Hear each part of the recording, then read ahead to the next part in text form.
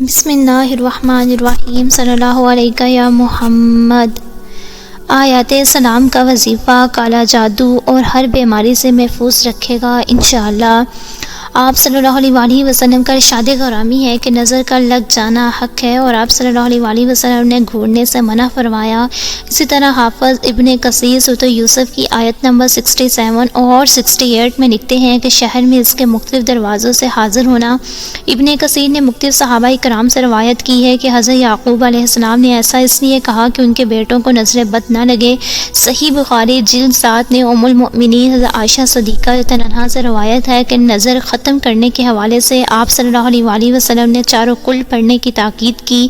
صحیح بخاری میں روایت ہے کہ نظر بد حقیقت ہے۔ حضرت عبداللہ بن عباس رضی اللہ عنہ سے روایت ہے کہ رسول اللہ صلی اللہ علیہ وآلہ وسلم نے فرمایا، نظر حق ہے، اگر کوئی چیز تقدیر کو کاٹ سکتی ہے تو وہ نظر ہے۔ انسانی تاریخ میں ایسے ہزاروں واقعات ملتے ہیں جن میں انسانی آنکھ کی تخریبی یا منفی اثرات کا ذکر ملتا ہے۔ یہ واقعات کچھ داستانوں اور کچھ حقائق پر مبنی ہیں۔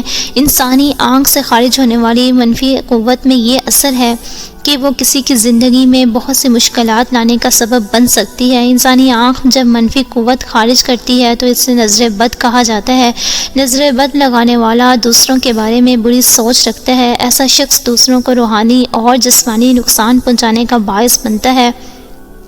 نظر بد کی وجہ ایک خوشحال اور کامیاب انسان کی زندگی بدقسمتی، صحت کے مسائل اور شدید بیماری کا شکار ہو جاتی ہے۔ کامیابی سے چلنے والا کاروبار بند کرنے کی نوبت آ جاتی ہے۔ ایک امیر آدمی غربت کی زندگی گزارنے پر مجبور ہو جاتا ہے۔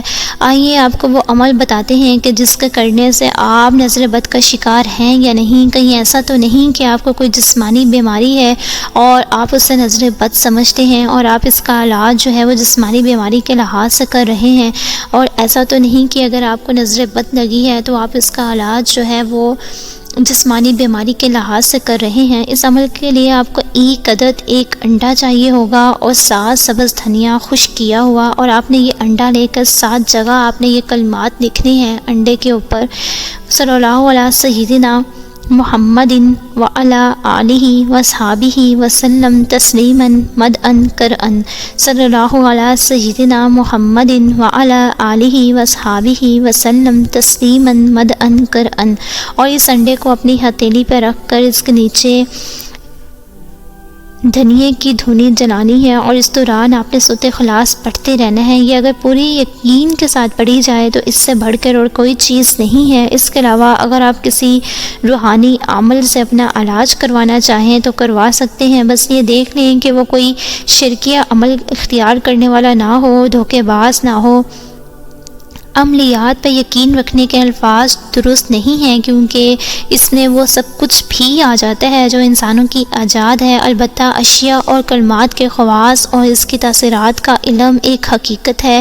قرآن مجید میں ہاروت ماروت کے حوالے سے جس علم کا ذکر کیا گیا ہے عام طور پہ اسے جادو سمجھا گیا ہے، لیکن مولانا امین احسن محروم نے واضح کیا ہے کہ وہ اشیاء اور کلمات کے خواص اور اس کی تاثیرات کا علم تھا۔ خیر، اگر کسی جگہ درد ہے تو عمل کیے ہوئے انڈے میں سے تھوڑی سی زردی نکال کر مالش کر لیں، یا اس کے بعد بھی نظر بد کا جو اثر ہے وہ جاتا رہے گا۔